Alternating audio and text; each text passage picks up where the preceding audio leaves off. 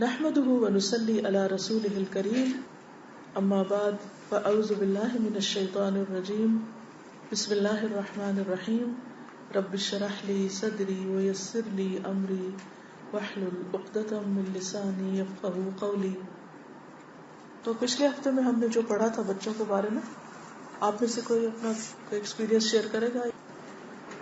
الحمدللہ شروع سے کر رہی ہوں یہ کورس، اور اسی مطابق جو اسائنمنٹس لکھی جاتی ہے ساتھ ساتھ ہوم ورک بھی کرتی ہوں.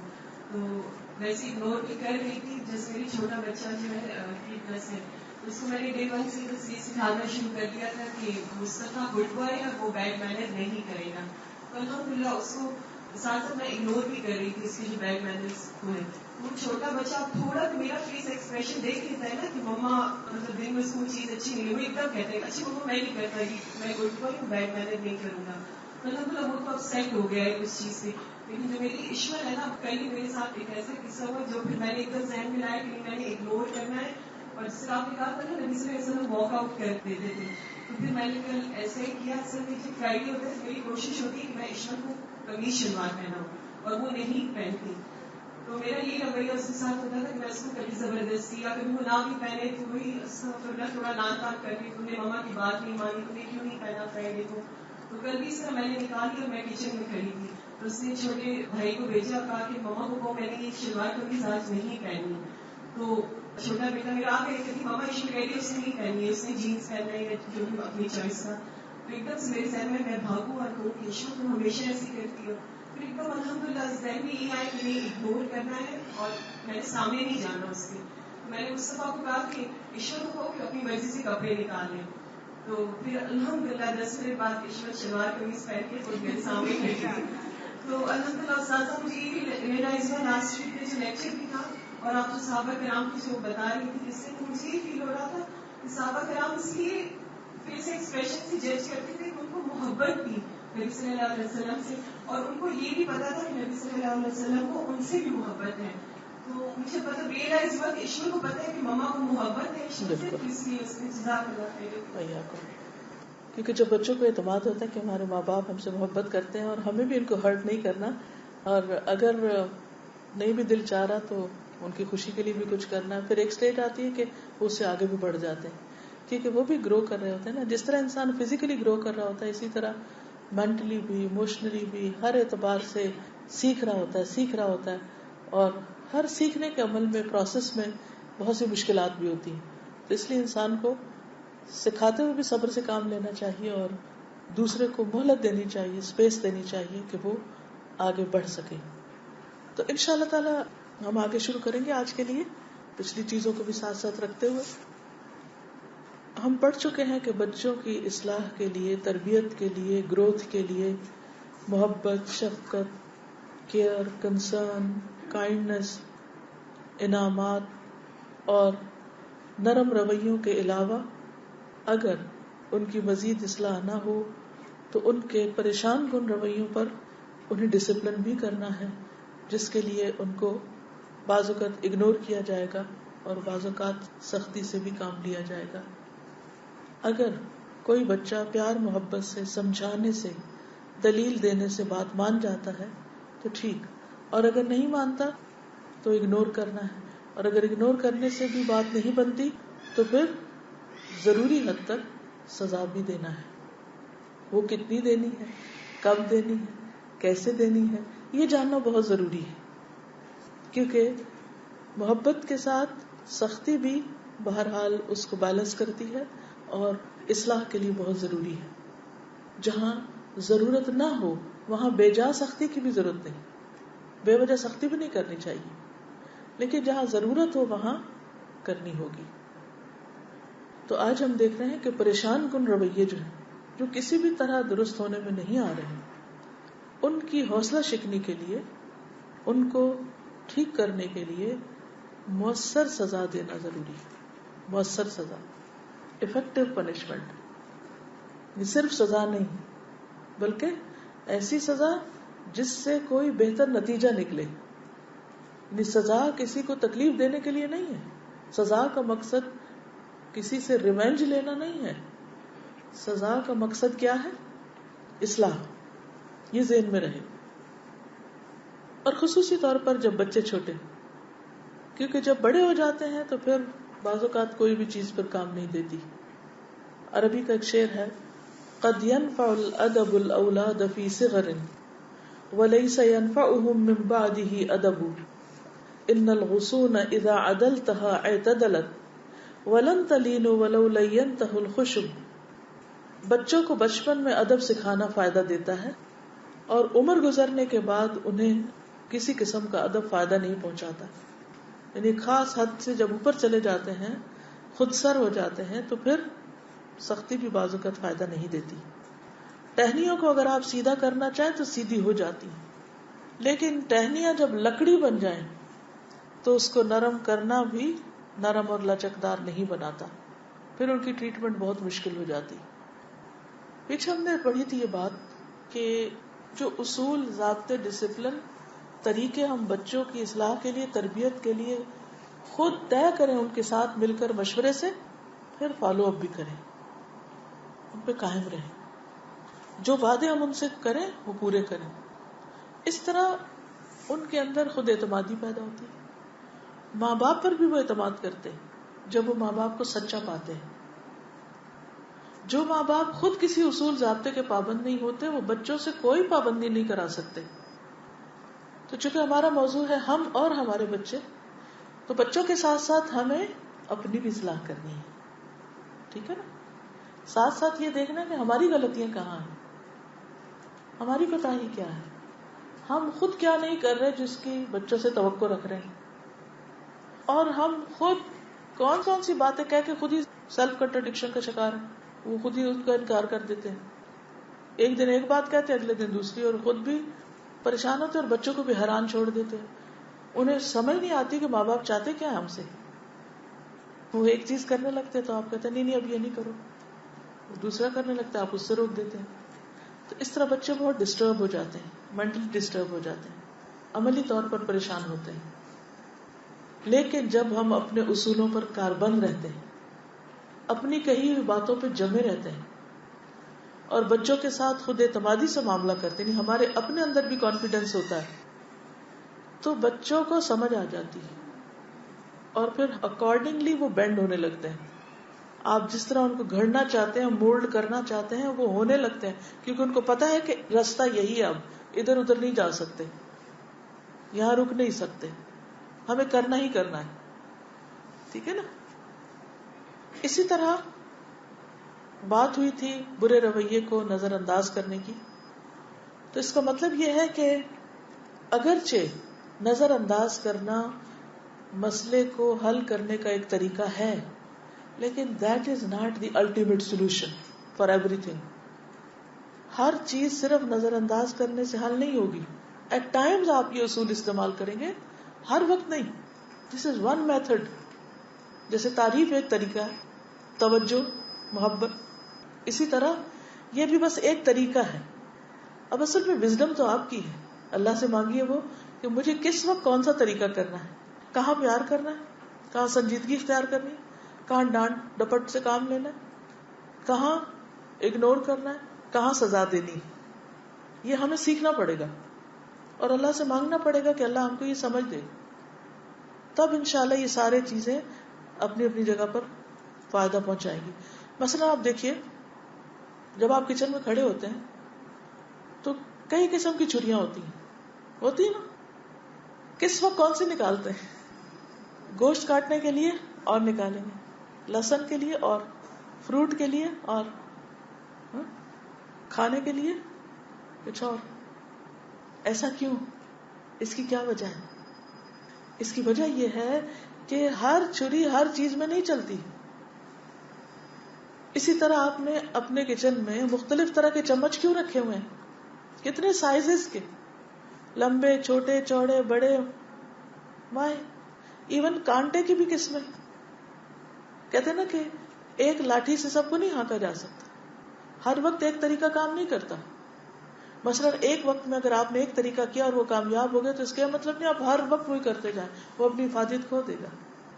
اسی طرح آپ دیکھیں کہ جب آپ ڈاکٹر کے پاس جاتے ہیں تو جب وہ آپ کو گلا چیک کرتا ہے تو کچھ اور نکالتا ہے، اگر آپ کا کان چیک کرتا ہے تو کچھ اور نکالتا ہے.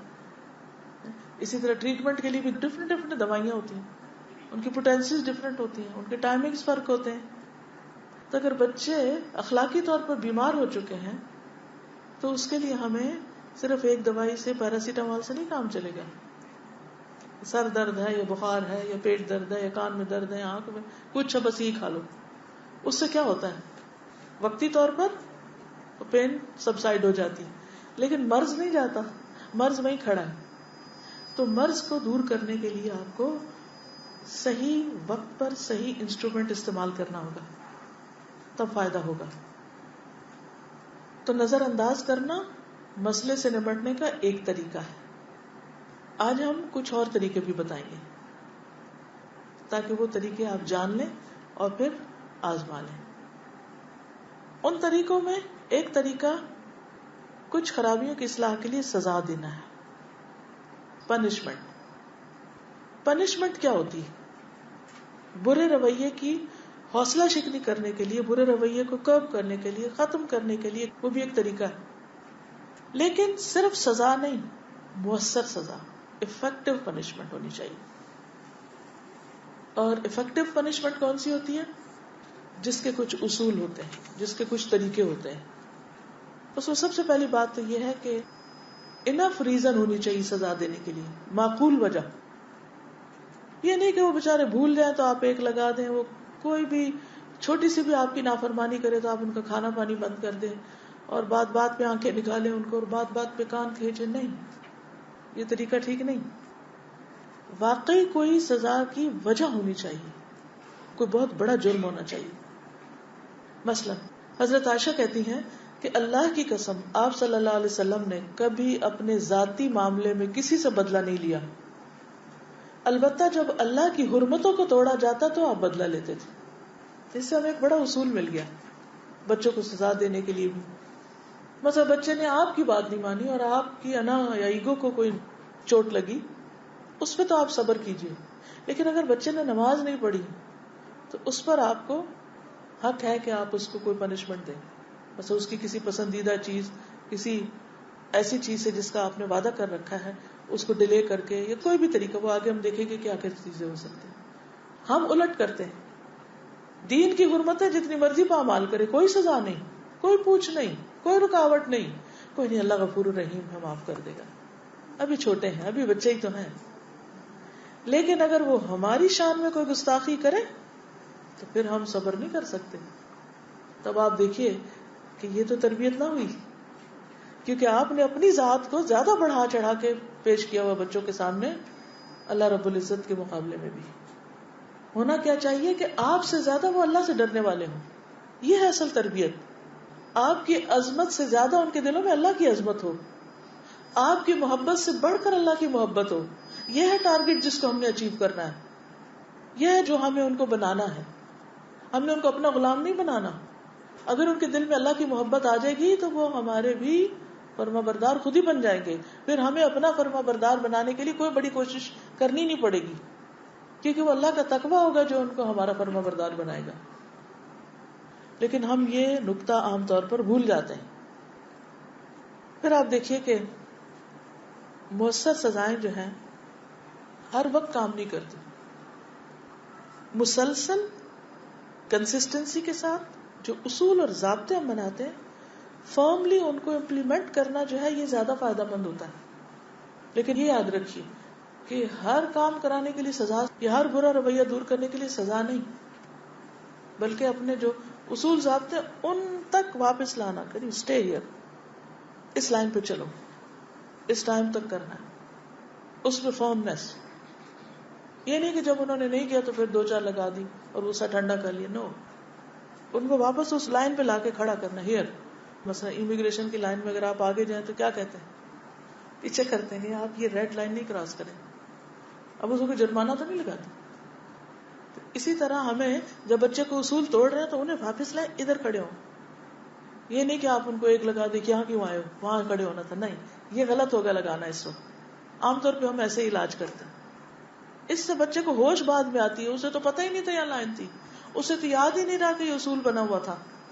اکثر غلطیاں بھول چوک سے ہوتی ہیں. آپ دیکھیے کئی دفعہ آپ بات کچھ ہوتی ہے، کہہ کچھ جاتے، بعد میں خیال ہے اوہ میں تو بھول ہی گئی. مجھ سے کوئی پوچھتا ہے آپ سے آپ کے پاس پین ہے تو آپ کہتے نہیں آج تو پین ہی کوئی نہیں. بعد میں خیال ہے اوہ ہو وہ تو نیچے والی پاکٹ میں تھا. اب آپ نے جھوٹ بولا، غلط بیانی کی، نہیں آپ کو یاد نہیں تھا، آپ نے غلط بیانی جان بوجھ کے نہیں کی، آپ کو بعد میں یاد ہے تو پھر آپ اس سے سوری کرتے ہیں یا آپ اس کو بتا دیتے بھی وہ ایسا نہیں ایسا تھا اگر ضرورت ہو. تو اسی طرح بچے جب بعض اوقات اصول توڑتے ہیں، غلطی کرتے ہیں، تو ضروری نہیں ہوتا کہ وہ جان بوجھ کے یا کوئی بدتمیزی کی خاطر کر رہے ہوتے ہیں، وہ بھول جاتے ہیں تو آپ ان کو کان سے پکڑ کے پیچھے لے آتے ہیں، نو ہیئر ایسا کرنا تھا. لیکن اس میں جب وہ غلطی کر رہے ہوں ہر وقت شیر بننے کی ضرورت نہیں کہ آپ وہ خوف ہی کھاتے رہیں، ڈرا دھمکا کے نہیں. ڈسپلن کے لیے خوف زیادہ کرنا ضروری نہیں کہ وہ ہر وقت آپ کے خوف سے دبے گھٹے رہیں. اس سے بچے کی پرسنالٹی کرش ہو جائے گی، وہ دنیا کو فیس نہیں کر سکے گا. ہم انہیں کیا بنا رہے ہیں؟ نفسیاتی مریض. یہ کیا تربیت ہوئی کہ وہ کسی سے بھی بات کرتے ہوئے ڈرے، کسی کو فیس ہی نہ کر سکے، کیونکہ ہم نے ان کو اتنا توڑ کے توڑ دیا کہ ان کی کوئی شخصیت ہی نہ رہی. یہ نہیں ہونا چاہیے.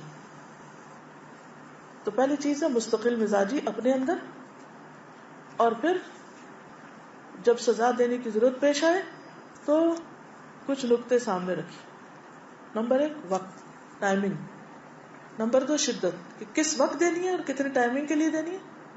پھر یہ کہ اس سزا کی انٹینسٹی کتنی ہو، کیا ایک مسواک جیسی لکڑی لگانے سے، یا ایک چپت، یا کچھ کھینچنا تھوڑا بہت اتنا ہی کافی ہے، یا صرف غصے سے دیکھنا بھی کافی ہے، کیا وٹ کائنڈ. پھر یہ کہ عدل بھی ہو، جتنی غلطی ہے اتنی سزا. یہ نہیں کہ معصوم کے ہاتھ سے گلاس چھٹ کے گر گیا ٹوٹ گیا تو آپ اس کا دل توڑ کے رکھ دیں مار مار. گلاس تو پھر آ جائے گا لیکن اس کا ٹوٹا دل واپس نہیں جڑے گا.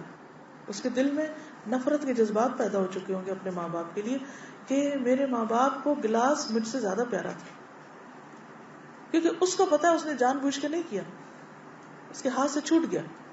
لیکن ہم ماننے کو تیار ہی نہیں کہ ہم کہتے روز ہی چھوٹ جاتا ہے تم سے. اس وقت سوچے کہ ہم سے کبھی نہیں چھوٹا.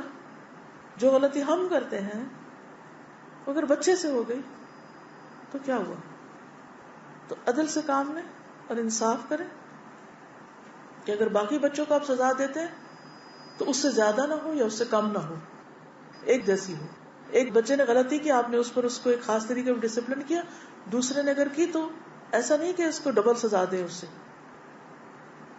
پھر اسی طرح مدت، فریکوینسی، کہ کتنے عرصے بعد دینی، یہ نہیں دن میں 10 بار، نہ، اس سے کوئی فائدہ نہیں ہوگا. پھر فالو تھرو، پھر وجہ بتائیں بچے کو کہ سزا کیوں مل رہی ہے. اگر آپ نے وجہ نہیں بتائی تو کوئی فائدہ نہیں ہوگا. اس کو پتہ ہی نہیں کیوں سزا مل رہی. مجھے اچھی طرح یاد ہے کہ میں نے اپنی ایک بیٹی کو ایک دفعہ ایک تھپڑ لگایا، بہت غصہ آیا مجھے کسی بات کو دیکھ کے. تو وہ کھڑے ہو کے کہتی ہے ماما مجھے نہیں سمجھ آئی کہ آپ نے کیوں مارا، مجھے نہیں سمجھ آئی آپ نے کیوں مارا. یہ تو اس کی عقل مندی تھی میرے خیال میں کہ جو اس نے مجھ سے پوچھا کہ آپ نے کیوں مارا، مجھے وجہ بھی بتا دیں. کیونکہ بعض اوقات ہمیں جب غصہ آتا ہے نا تو ہم اپنے غصے میں اتنے بے قابو ہوتے ہیں کہ ہم اس وقت بولنے کے قابل نہیں ہوتے کہ ہم بول کے بتائیں کہ تم نے یہ غلطی کی اس لیے تمہیں یہ مار پڑ رہی. بعض اوقات خود بھی نہیں یاد رہتا، بعض اوقات ان کو بھی نہیں بتاتے. تو اس لیے جب بھی سزا دیں ریزننگ کے ساتھ، یہ ہے وجہ، اس بات پہ سزا ہے، تاکہ آئندہ وہ نہ کرے. وہ کرنے سے پہلے سوچے. اور پھر کانٹیکسٹ، کس کانٹیکسٹ میں. ایک کانٹیکسٹ میں ایک چیز کچھ بھی نہیں ہو سکتی. مثلا اگر بچے باہر کھیل رہے ہیں اور چیخ رہے ہیں تو یہ کوئی بری بات نہیں، لیکن گھر میں اگر کوئی پڑھ رہا ہے، کوئی بیمار ہے اور وہ چیخ رہے ہیں تو یہ مختلف بات ہے. یعنی ایک عمل ایک وقت میں اٹس اوکے، لیکن دوسرے وقت میں وہی عمل نو. تو یہ سب بچوں کو پتا ہونا چاہیے. تو یہ چند اصول ہیں جن کی آگے میں اب ایکسپلینیشن دوں گی انشاءاللہ، کہ افیکٹو پنشمنٹ کب ہوتی ہے، کیا کیا، ٹائمنگ، شدت، سیویریٹی، عدل، مدت، فریکوینسی، فالو تھرو، ریزننگ، وجہ بتانا، کانٹیکسٹ. تو پہلی چیز ٹائمنگ. سزا دیتے وقت جو ٹائم ہے وہ صحیح ہونا چاہیے، رائٹ ٹائم پہ سزا دینی چاہیے. مثلاً آپ سب گھر سے نکلے ہیں اور بچے نے اپنے کپڑے گیلے کر لیے. اب اس وقت کیا ہے, کپڑے چینج کرنے کا وقت ہے یا اس کو, یا یہ کہ لوگوں کے بیچ میں ہے, یہ سزا دینے کا وقت نہیں ہے. کیونکہ جب لوگوں کے بیچ میں آپ بچے کو سزا دیں گے تو وہ بہت زیادہ بے عزتی محسوس کرے گا.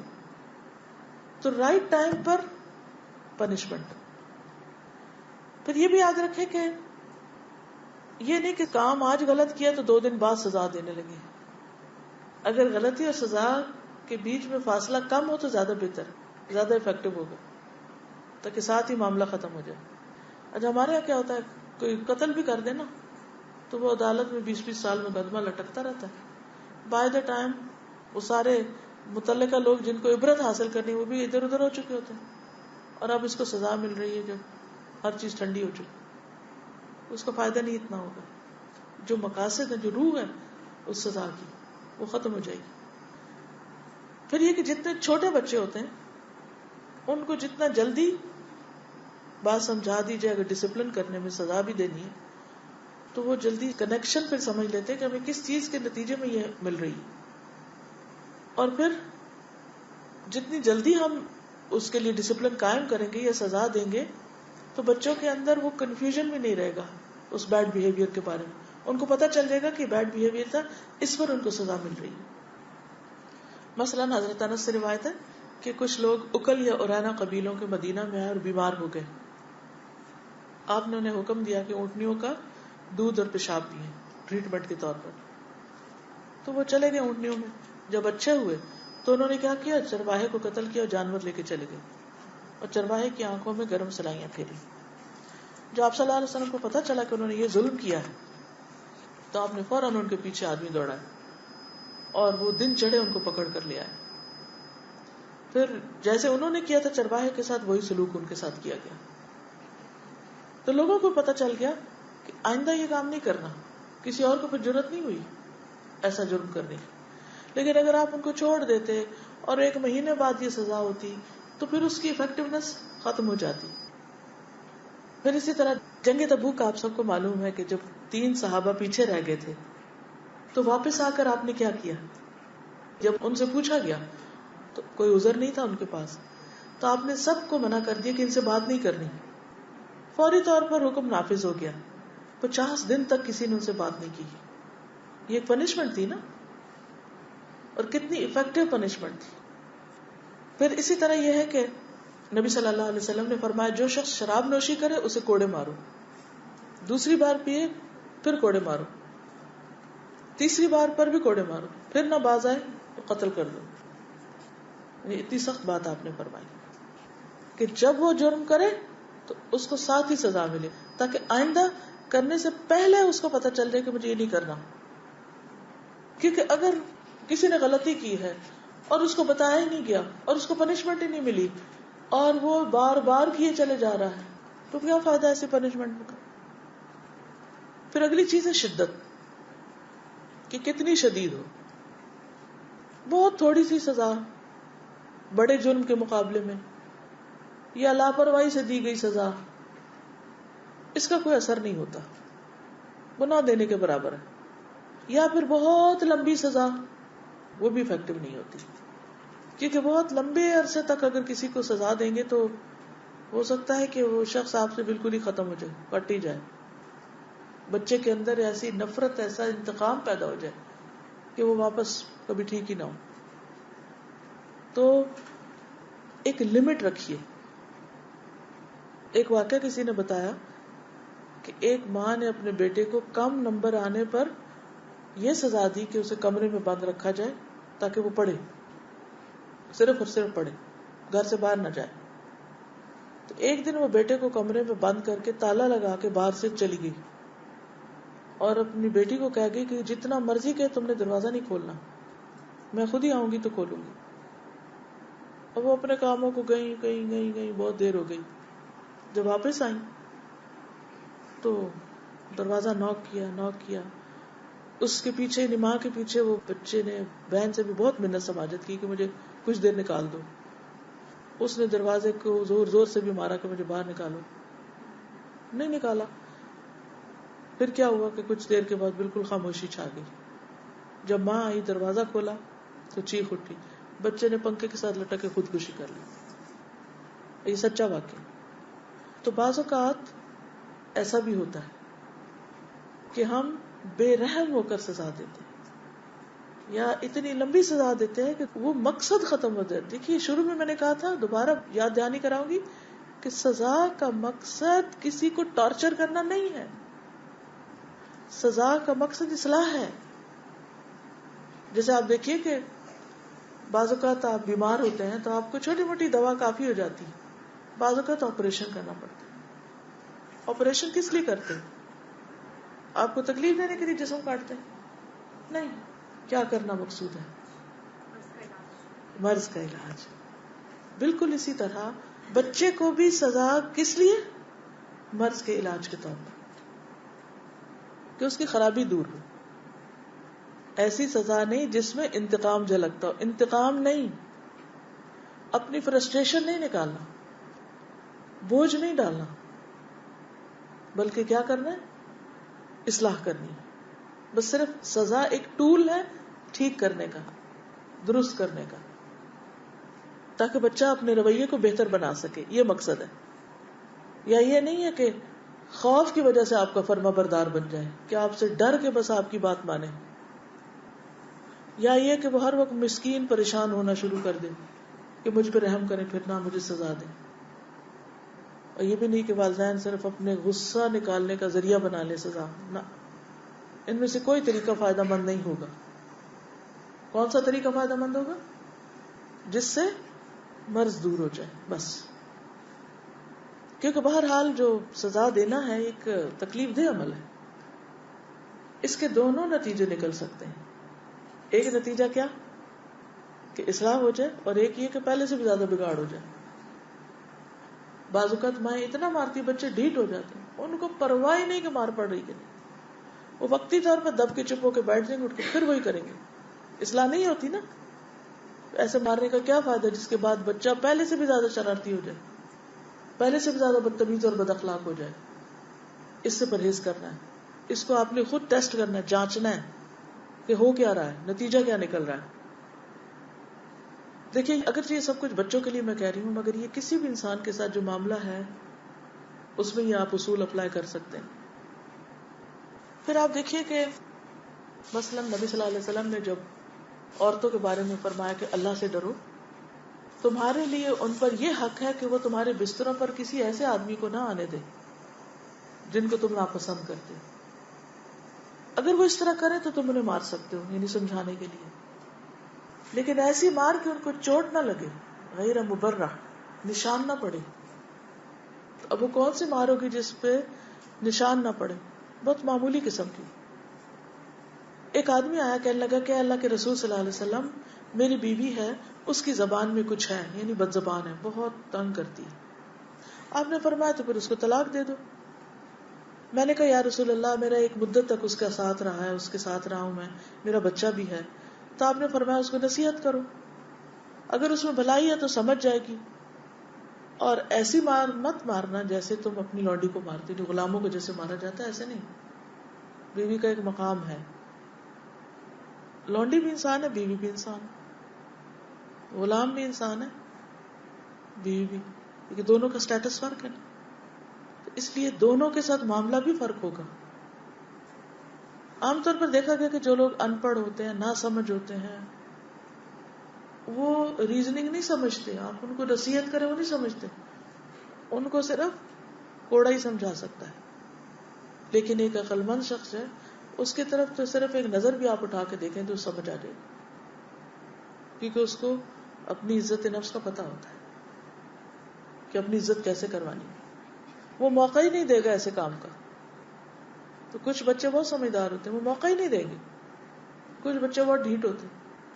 جو بھی کیس ہو, اگر مارنا پڑے تو ایسی مار نہیں کہ جس کے مارنے کے بعد کوئی چوٹ کا نشان نظر آئے. ٹھیک ہے نا. بعض لوگ گرم چمٹا مار دیتے ہیں, بعض لوگ کچھ بھی اٹھا کے پھینک دیتے ہیں, آنکھ پھوڑ دیتے ہیں, زخمی کر دیتے ہیں. یہ سب وحشیانہ طریقے ہیں, اس سے بچنا چاہیے. پھر اسی طرح آپ نے چہرے پہ مارنے سے منع کیا ہے. کیوں؟ اس کی کیا وجہ ہوگی؟ کسی کو بھی چہرے پہ مارنے سے منع کیا. چہرہ کس چیز کی علامت ہے؟ بولیے. عزت کی نا. چہرے نمانے سے عزت نفس مجروح ہوتی ہے. آپ عام طور پہ بچوں کو جب پیار کرتے تھے چہرے پہ کہتے ہیں نا، ایسے ہاتھ گال پہ پہ، تو یہی اگر آپ بچے کے منہ پہ مار رہے ہیں تو کیا اس کی عزت نفس مجروح ہوگی، وہ اپنی بے عزتی محسوس کرے گا. سزا تو دیں مگر عزت نفس نہیں مجروح کرے. پھر اسی طرح یہ ہے کہ جتنی غلطی ہے اتنی سزا، اس سے زیادہ نہیں. چھوٹی سی چیز کے اوپر آپ اس کی کھال و دھیڑ دیں تو یہ نہیں. اسی طرح یہ بھی نہیں کہ سزا ایسی ہو کہ وہ اس کو مذاق سمجھ لے اور الٹا اور ہنسنا شروع کر دے. بازو کا ایسا ہوتا نا کہ آپ بچے کو کچھ پھینکتے آپ اس کی طرف اور وہ اس کو لگتا نہیں تو کیا کہتے ہیں، کیا کرتے ہیں، اور ہنسنا شروع کر دیتے ہیں، آپ کو مذاق اڑانے لگتے کہ ہمیں کچھ نہیں ہوا، اوئے اوئے کرتے. تو دونوں کے درمیان عدل ہو، یعنی آپ فارم بھی ہوں، سیریس ہوں، یعنی خود ہی مار کے خود ہی ہنسنے لگ گئے یا خود مار کے خود رونے لگ گئے. یہ دونوں چیزیں نہیں ہونی چاہیے، کیونکہ ان ساری چیزوں سے سزا غیر مؤثر ہو جائے گی جو ہونے نہیں دینی، ورنہ وہ اصلاح نہیں ہوگی. یہ بالکل ایسی ہے نا کہ جیسے آپ کھانا بنانے لگتے ہیں تو اگر آگ بہت تیز کر دیں تو کیا ہوتا ہے، جل جاتا ہے. اگر آپ بہت ہلکا رکھیں تو کیا ہوتا ہے، آنچ ہلکی پکتا نہیں. تو بالکل اسی طرح سزا بہت زیادہ ہوگی جرم کے مقابلے میں تو بھی غیر مؤثر ہوگی، بہت کم ہوگی یا طریقہ ٹھیک نہیں ہوگا تو بھی کوئی فائدہ نہیں، افیکٹو نہیں ہوگی. تو اس کا خیال رکھنا ہے. اور انصاف کا ہونا بھی بہت ضروری ہے، فیئر ہوں آپ اپنی سزا دینے میں. جابر کہتے ہیں کہ بنو مخزوم میں سے ایک عورت نے چوری کی، اسے نبی صلی اللہ علیہ وسلم کے پاس لایا گیا تو اس نے ام سلمہ کے ذریعے پناہ مانگی. آپ نے فرمایا اللہ کی قسم اگر فاطمہ بنت محمد بھی ہوتی تو میں اس کا ہاتھ بھی کاٹتا، عدل کرتا. تو سزا دینے میں برابری، یہ نہیں کہ ایک بچے کی تو شامت آئی رہے ہر وقت اور دوسرے کو کبھی کچھ نہ کہا جائے. اس سے بچوں کے درمیان بھی ایک نفرت پیدا ہو جائے گی. کلاہ قبیلہ کے کچھ لوگوں کا سامان چرا لیا گیا، انہوں نے چند جلاحوں پہ چوری کی تہمت لگائی اور رسول اللہ صلی اللہ علیہ وسلم کے صحابی نعمان بن بشیر کے پاس آئے، آپس کا جھگڑا لے کے. تو انہوں نے جلاحوں کو گرفتار کر لیا. جب انہوں نے چوری نہیں مانی تو آپ نے ان کو چھوڑ دیا. تو لوگ نعمان کے پاس آئے اور کہا کہ آپ نے ان کو مارے بغیر چھوڑ دیا، یہ نہیں مانے کہ جب تک آپ ان کو ماریں گے نہیں. عام طور پہ ایسے ہی ہوتا ہے نا، پولیس اتنا مارتی ہے تو وہ جھوٹا اقرار بھی کر لیتے ہیں جرم کا، حالانکہ جرم نہیں بھی کیا ہوتا. تو نعمان بن بشیر جو صحابی تھے فرمایا کیا تم چاہتے ہو کہ میں ان کو ماروں؟ کہا ہاں. پھر ایک شرط کے ساتھ کہ پھر اس مارنے کے بعد ان سے سامان نکلنا چاہیے، اور اگر نہ نکلا تو پھر میں نہیں ماروں گا، پھر میں تمہیں بھی ماروں گا. تو انہوں نے کہا کہ کیا یہ تمہارا فیصلہ ہے؟ فرمایا یہ اللہ رسول کا فیصلہ ہے، عدل و انصاف کرو. پتا نا بعض اوقات کسی چوری کو الزام ہوتا ہے گھر کے سرونٹ پہ یا کسی ایسے بندے پہ جو کمزور ہو، اور پھر اس سے منواتے، وہ نہیں مانتا تو مار مار کے منواتے. تو پھر ایسی صورت میں اگر مارا گیا اور نکلا کچھ نہ، جرم ثابت نہ ہوا تو مارنے والے کو بھی مارا جائے گا یا مروانے والے کو، کیونکہ جھوٹا الزام تھا. تو سوچ سمجھ کے ایسے کام کرنے چاہیے. پھر یہ بھی ہے کہ جیسی غلطی ہو اس سے ملتی جلتی سزا ہو. مثلا قرآن مجید سے کوئی مثال لائیے. ٹیسٹ ہے آپ کا، یہ ایک تو پیپر میں لکھتے نا آپ ٹیسٹ، کچھ یاد کریں. قصاص، یس، الحر بالحر والعبد بالعبد والانثى بالانثى. چوری ہاتھ سے ہوتی ہے نا تو ہاتھ کاٹنا، زنا پہ لیشز پورے جسم پہ، قتل کے بدلے میں قتل. ریاکار کی سزا کیا بتائے گی حدیث میں؟ دکھاوا کرنے والے کی. جو شہرت کے لیے کام کرتا ہے قیامت کے دن اس کے بارے میں کیا کیا جائے گا؟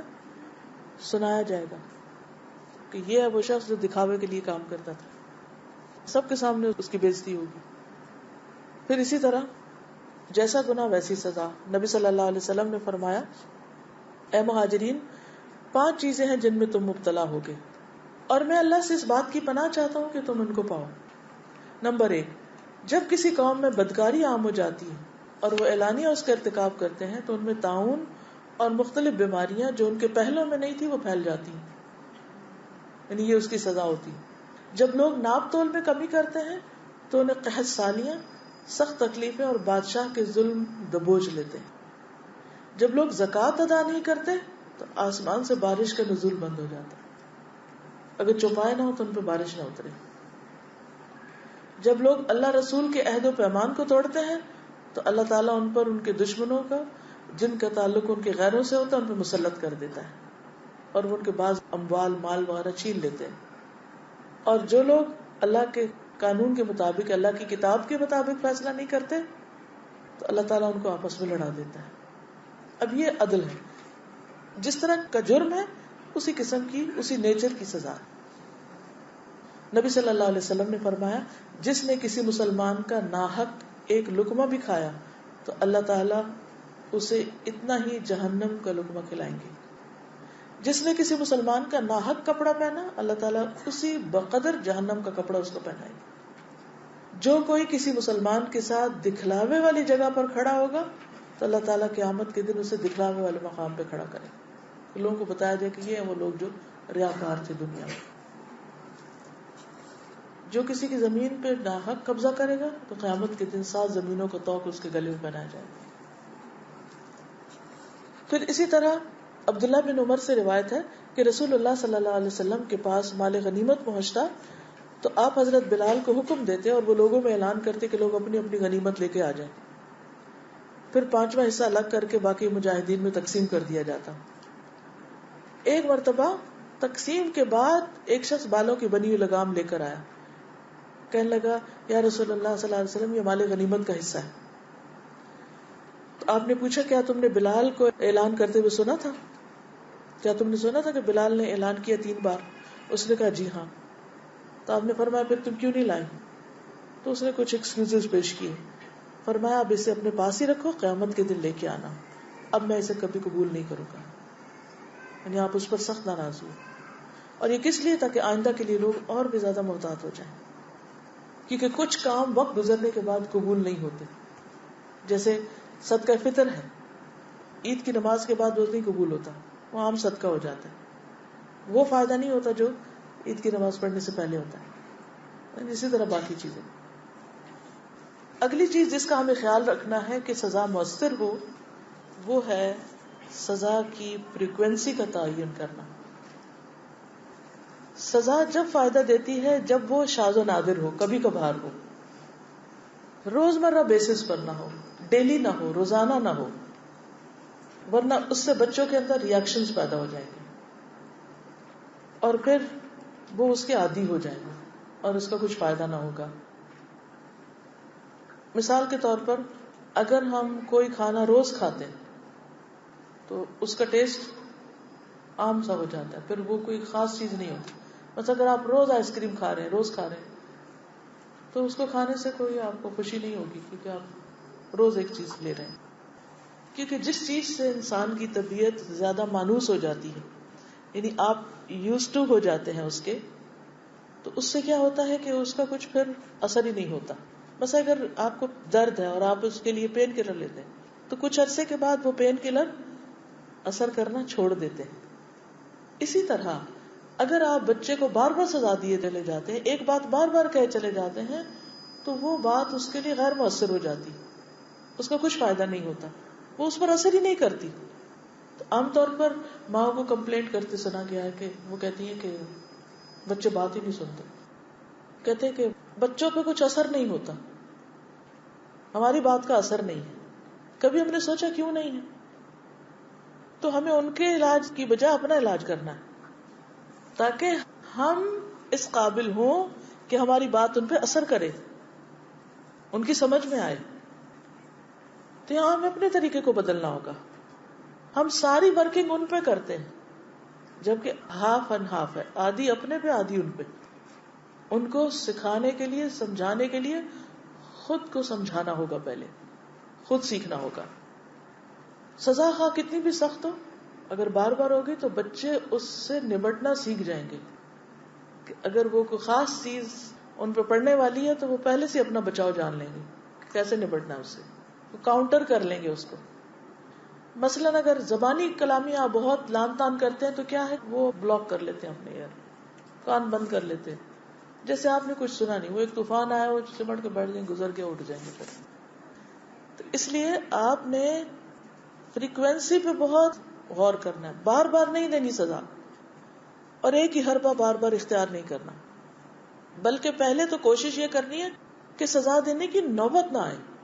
یعنی یہ جو میں آپ کو ایک طریقہ بتا رہی ہوں کہ سزا بھی ایک طریقہ اصلاح کا, یہ اس لیے نہیں بتا رہی کہ آپ اسی کو استعمال کرنا شروع کر دیں, یہ بعد میں آئے گا, لیکن صرف بوقت ضرورت.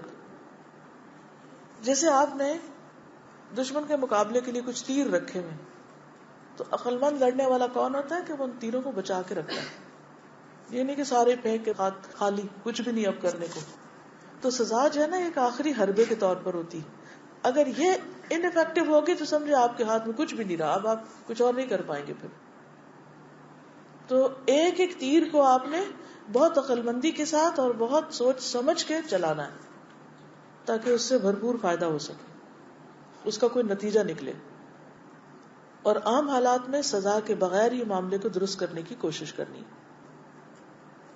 مثلا اگر بچے نے کوئی غلطی کی ہے, مثلا سبق یاد نہیں کیا, ہوم ورک نہیں کیا, تو سزا کیا ہے کہ آپ اس کو کہیں کہ آپ اس وقت تک آپ کھیلنے نہیں جائیں گے جب تک آپ یہ کر نہیں لیتے.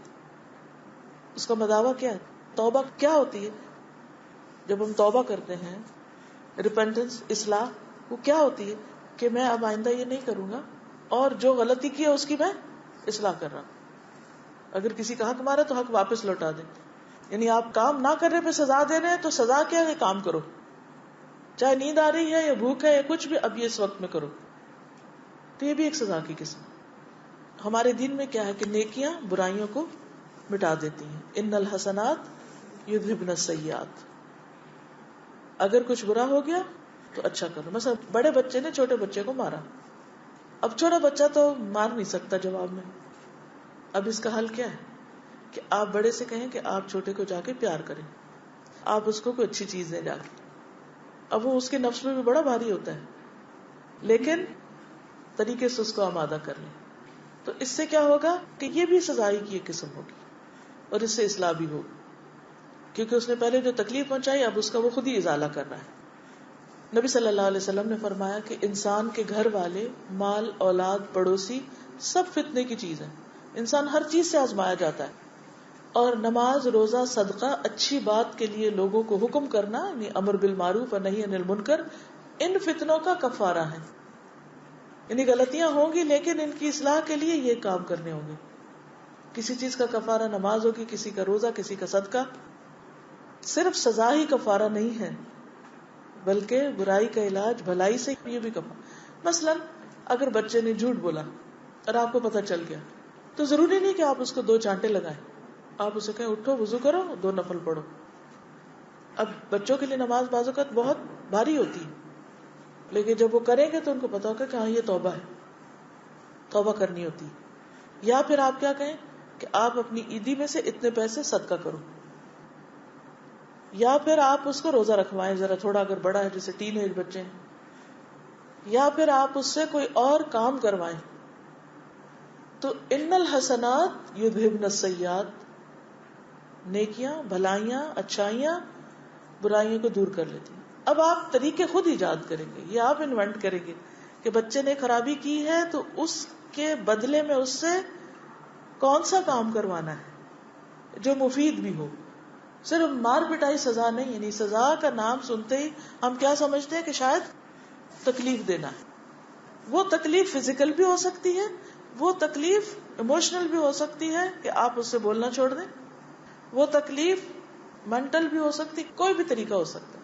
تو اس لیے سزا از ناٹ اونلی بیٹنگ یا ہرٹنگ یا ہٹنگ, صرف یہ نہیں ہے سزا, کئی طریقے ہیں, ان طریقوں کو جانیے.